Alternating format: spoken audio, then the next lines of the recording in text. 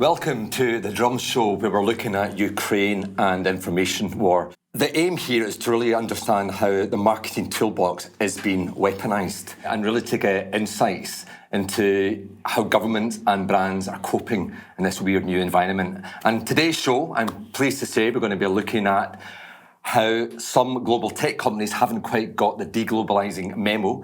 We're going to look at some brands who aren't sanctioning sanctions and ask what Putin can learn from North Korea. And to talk about all this, I'm pleased to say I've got a great panel. We've got Rob Blackie, who's a digital strategist. We've got Chris Sutcliffe, who is the Drum's very own senior reporter. And we have got Jasper Jackson, who's a journalist at the Bureau of Investigative Journalism. But before coming to our panel, I thought it might be good to give you a quick update on last week's show, where we featured Kyiv Calling, which was a song performed by a Ukrainian punk band with the help and support of The Clash. And the idea was they want to, get their song to #1 in the charts and also to raise money for the Free Ukraine resistance movement. And just a reminder, actually, of what it sounded like.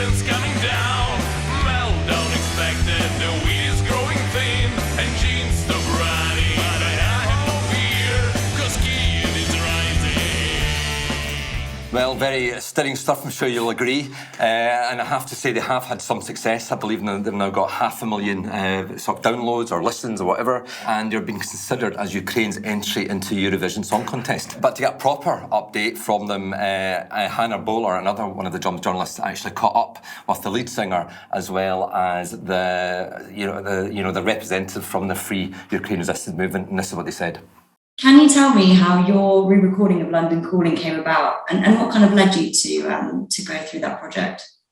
So it was 6 days ago when Ostap called me and asked me whether our band would like to try to make a cover version of London Calling, a famous punk anthem. When I was a school kid, for the first time there, I've heard that song, and it made something with me. It made me in love with music. It's really inspiring to see the work you've done after everything you've been through. There are lots of other people in the ad and marketing industry who also want to support the people of Ukraine. Do you have any advice for them? I think the most important thing is telling truth about Ukraine. Funding is important, but truth, the feeling of being with us, solidarity, is very important. Russia is putting too many lies, and it is really important to stay in touch, to understand that this war is a long war. And too many bad things happened in the world, and people, for the first weeks, people pay attention and then people forget about it. It is very important that we, together with the whole world, are ready for a long fight for freedom. Well, it actually makes a very good point there, very powerfully. It is going to be a long war, and I suppose the challenge we're going to have from a sort of information perspective is how we maintain momentum. I don't know if you have any views on that. I mean, you saw quite quickly, a couple of weeks in, sort of dropping off on Twitter, the amount of people talking about it. It was nothing but Ukraine for the first couple of weeks. And if you talk to people who work at news websites, similar kind of pattern in the traffic to some extent. There has been a big drop-off. Obviously, it's still a dominant story, and those organisations are keeping it really prominent. But there's certainly been fatigue, and it's inevitable. And it's going to be a huge challenge trying to keep people paying attention. Yeah, and Rob, do you have any views on actually how, in terms of it's not really your expertise, but in terms of a storytelling perspective, we can keep it alive, because it is very important. The point he's making about us showing solidarity is really important to the morale of the Ukrainian people as well. I think the key thing really is keep the focus on the humans in this, the people who are suffering under a war, because they're the people we can relate to. very easily. And equally, as people leave and become refugees, telling their stories, as they get to other countries and have time to tell things in a bit more depth. At the moment, it's quite hard to tell stories of people who are actually in some of those surrounded cities. But as people get out, we can find out what's been going on. And that's, I think, what keeps people interested. Yeah, but at the moment, despite the fact you're saying, that you can't tell, interest is waning slightly. I mean, it wasn't even the lead story in the Sunday Times this week, and I noticed, which was amazing. Brands are still very conscious of potential sort of backlash, and they're working very hard. I mean, Chris, you've been looking at a couple of stories with... Yeah, absolutely. So we were talking about kind of the power of branding a couple of weeks ago, and in terms of how internally within Russia, people had taken that Z symbol, which we've seen on tanks, and almost merchandised it, made it a part and parcel of the narrative that they're trying to sell within Russia. And that's now spilled over into, brands outside of Russia as well. So we've seen both Ocado and Zurich, the insurance company, have pulled some of their branding because it did feature the letter Z, which speaks to the power of kind of that branding initially, but also to this idea that brands do not, most brands don't want to be associated with this conflict. We've seen this before in terms of adtech with people choosing not to associate themselves with certain news stories, with Trump, with Brexit.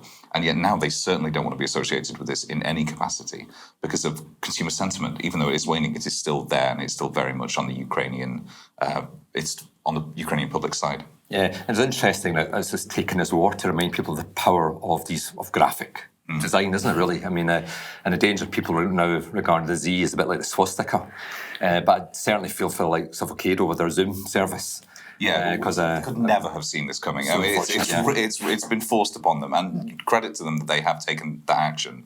Because I think we were talking before the panel discussion about walking through even Battersea parts of London, Ukrainian flags are all over the place. So in terms of actually branding, I feel like the Ukrainian public is winning that side of the information war, at least in terms of generating positive sentiment. Yeah, and talking of the flag, I actually love the fact that even in the Russians are beginning to wear green ribbons. Yeah, which is obviously a mixture of the colours in the Ukrainian flag. I actually saw a really good piece of creative, which was the Russian flag, but with the red stripe being removed.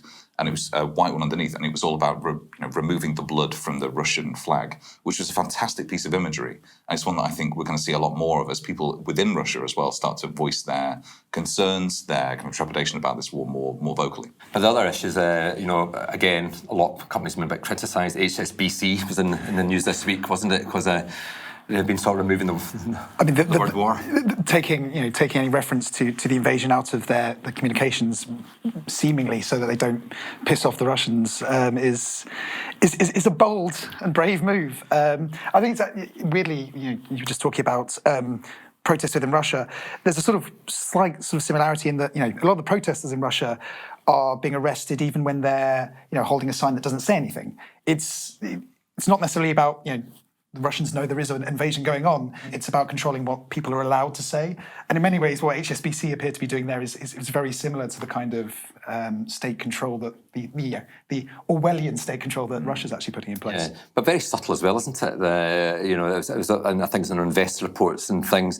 I think the HSBC obviously got lots of people in Russia, and part of it, they're worried that they might force these employees into a criminal act, according to the Russians. Yeah, that's one of the things that Russia's been doing for years with the tech industry. It's been forcing them to move into Russia, to have people in the country so that they can persecute them, intimidate them. So yes, I mean, HSBC does have to look after its staff, but you need to find probably a slightly better way of doing that long term. Yeah, but it's also interesting that companies are continuing to respond to pressure. Decathlon, for example, owned by the big French group, Famille Mullier, I think it's pronounced, could be wrong, apologies fam.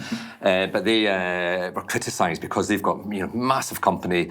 As other brands are pulling out, they actually sent a memo around saying actually we should be investing more stock in to meet the demand, which has been created by the other brands coming out. But I noticed Decathlon, one of their big names, is now announced it's going to sort of pull out Russia. We've seen that as well. With suspend operations. I don't know how they thought that was going to go down. In this kind of modern era where everything is leaked, every internal memo even is bound to be leaked now. The cynicism behind that statement, I feel like they must have known wouldn't do them any favours in terms of brand reputation. But we've seen as well, kind of Kit Kat is part of the Nestle group, and that's been taking much more of a kind of forceful tone around the Russian conflict, even though with Decathlon, Nestle has, let's say, they've prevaricated on what their Russian response was going to be. Yeah, but it's bad for the brand, wasn't it?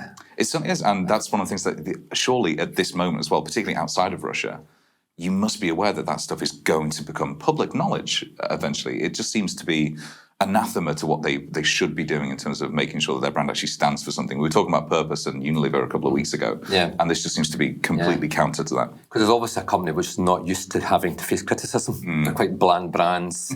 No one's ever criticised them, and it just seems like such a naive decision to. You would never a couple of months ago have said, you know what, Ocado is going to find itself at the centre of this information war. But the interesting thing about it is that as these companies react to these these global issues, you've been writing a lot about tech businesses who haven't seemed to got the deglobalisation memo, that they're still sort of working across boundaries when it perhaps shouldn't be.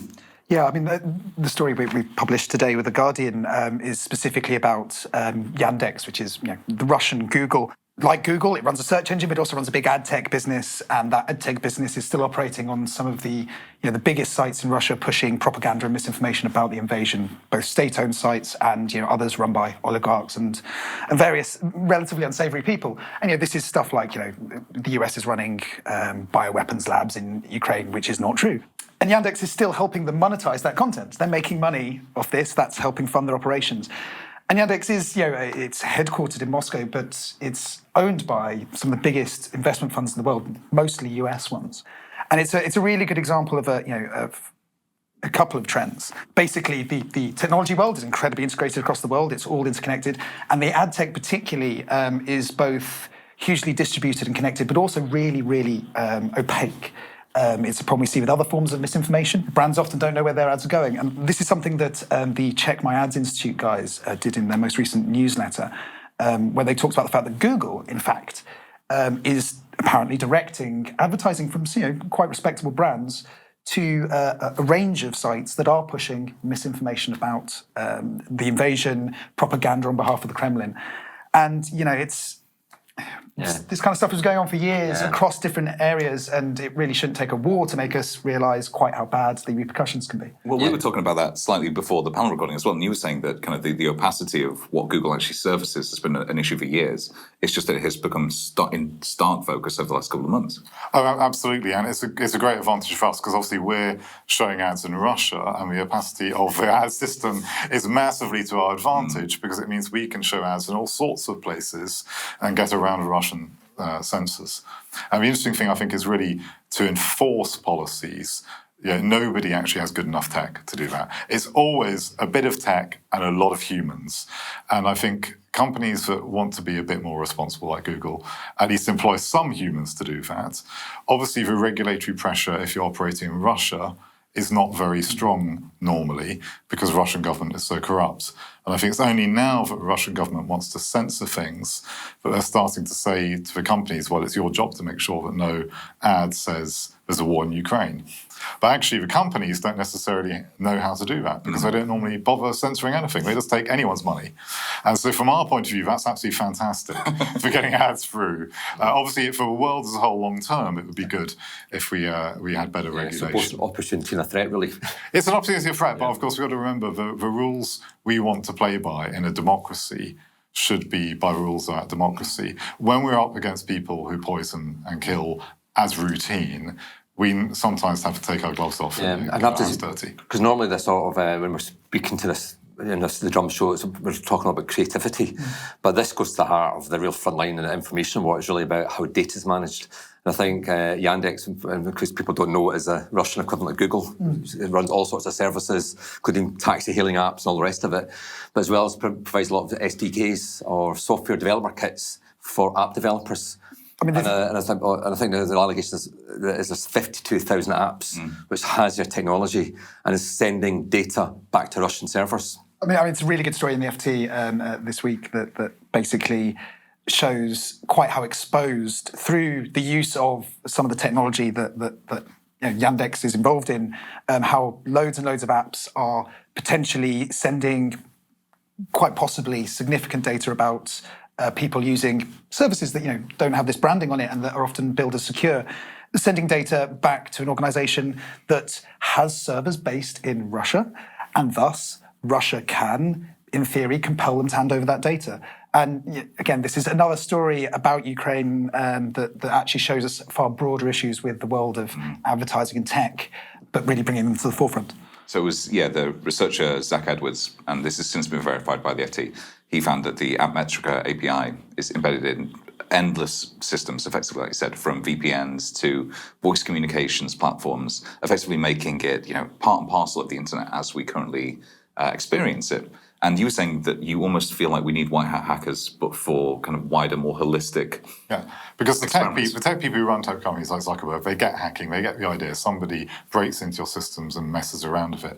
What we tend to understand a bit less well is what happens when that's actually the design of the system, or actually just tweaking the way you use the systems. I was involved in a campaign to do with COVID-19 vaccines recently.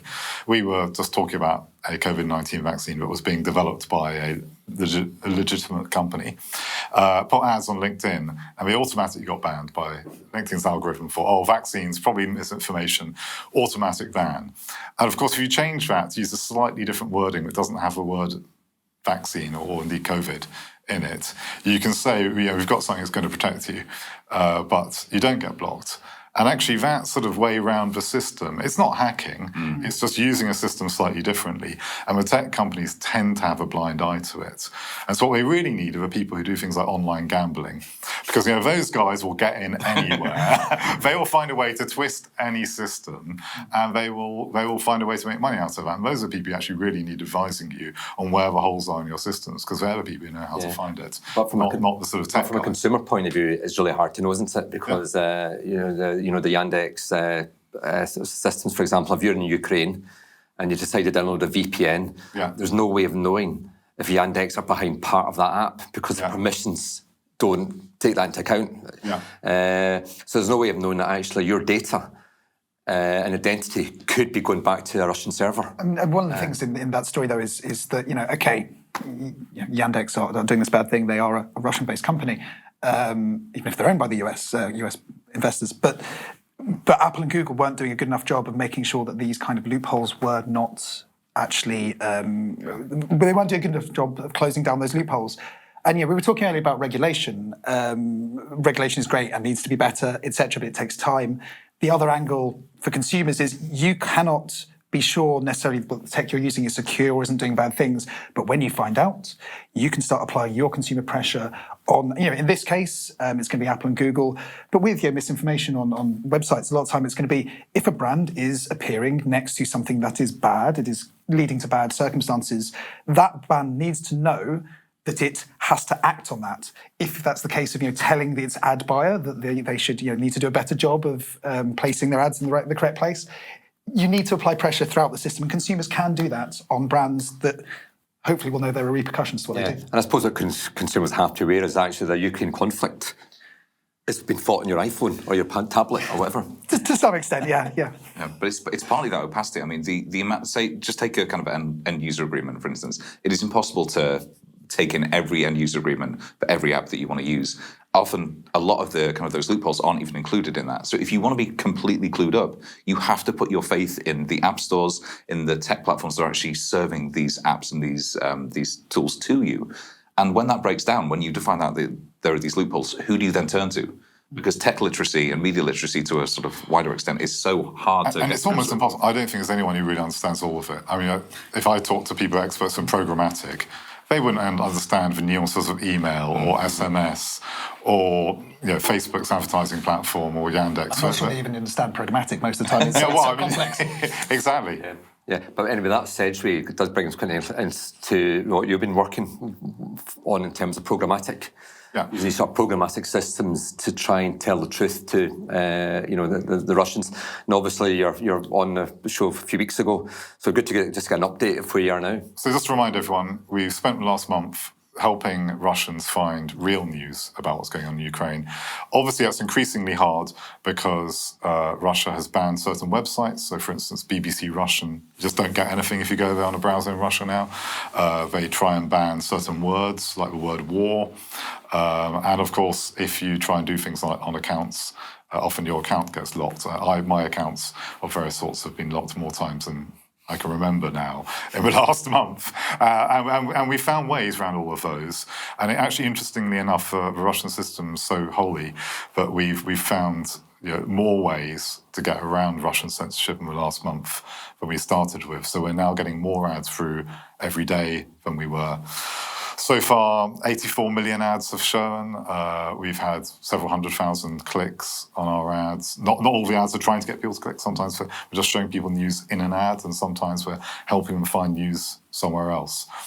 So we're pretty confident that we can keep on showing more news into Russia. Really, we got to a point where we're just constrained by money, because Russia's a decent-sized country, over 100 million people to advertise to. And even at very cheap advertising rates, that mounts up pretty quickly. Sorry, how many ads have you served?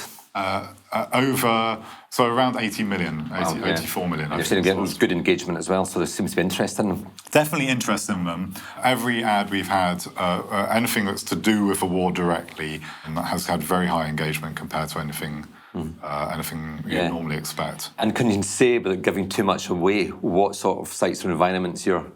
We're trying everything we could that's available to buy, really, and really one of the constraints has been our time to work through them, because every time you set up on a new thing, typically you have to do things like give them some money, and actually getting money to them can be a challenge.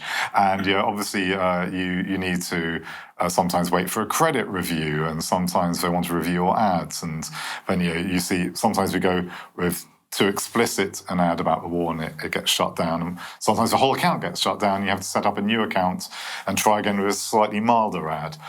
So that's the thing, is that we have a list probably of 25 platforms we're going to try over time. And every week we launch on a few more successfully so that we can get to more of them. So really, if you think of any way you could buy advertising, we've either tried it or we are planning to try it. I mean, what you're doing is a really good example of the dichotomy here, where we want brands to stop, getting engaging with Russia, giving Russia money, in sort of supporting the war. But at the same time, as we withdraw, as we sanction, you're also cutting the communications to try and actually reach out into those countries, and particularly Russia. But there are other countries that are similarly repressive, maybe not currently at war. What you're doing is the sort of counterpoint there, and it's a really difficult one, because you don't want to support something, at the same time you need to keep your dialogue open. Yeah, it's interesting though, well, that's an interesting point, is our sanctions might stop you, spreading the word. But the other thing that has been encouraging is there's been quite a lot of initiatives such as yours. I mean, I think the West has mobilised lots of citizen hackers. Yeah. But obviously the Russian cyber warfare capability was very much feared before this conflict. Do you think that's still the case, or has their strategy been found wanting? I think their biggest mistake has been they haven't been able to show their side of the war. Now, obviously, I fundamentally disagree with their point of view on this, but actually very little has come out from their side, and that's because they've basically taken away the mobile phones of all their soldiers. And the reason they've done that is they don't want them ringing their parents back in Moscow or St. Petersburg and saying, I'm at war, I'm not on a training exercise, I'm not where you think I am. And I think that's a real problem for them, because they can't show their successes. They can't even do things like interview a pro-Russian person who happens to live in Ukraine saying, actually, I'm happy the Russians invaded. They can't do any of that, really, because they've actually disabled their own troops' ability to do that. And I think that's probably a fundamental problem they have, is that all the things that would allow them to do that also help people find out the truth about what's going on in Russia, and that's very scary to them.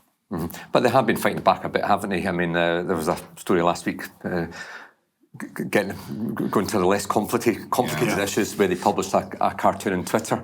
And I think the idea of that was to really show how decadent the West was becoming through a number of things. Actually, I disagree. I think it's more, it's shitposting. It's distraction. Absolutely. Because we end up talking about that because it's amusing and funny, not about them killing people. And I think in many ways it's quite successful, because we all have a very short attention span. That's been Russia's, disinformation warfare kind of approach for a long time. They're not trying to convince, large swathes of people in the UK, France, America that Russia is great and actually, you're terrible and you need to stop being so decadent. They're just trying to create conflict, and there's sort of little pockets of doubt, etc. Get a couple of useful idiots on the side, and it's quite effective. It's just trying to add a bit of lack of surety and a bit of conflict. There's an interesting thing, the RAND Corporation, an American security think tank, did a report on Russian propaganda a few years ago. And they said, look, the point of RT isn't so much for people who watch it.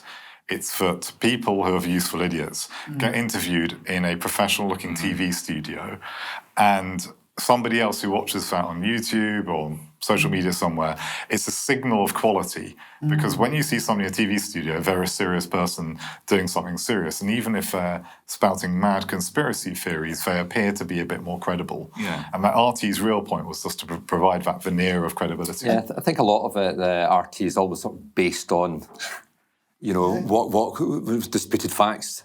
So there wasn't sort of a, you know, it wasn't sort of blatant claims. It was just enough to sow a bit of doubt. That's exactly it. It's adding that veneer of legitimacy to what is effectively just flooding the space with noise and endless just little splinters that go in kind of the path of regular discourse.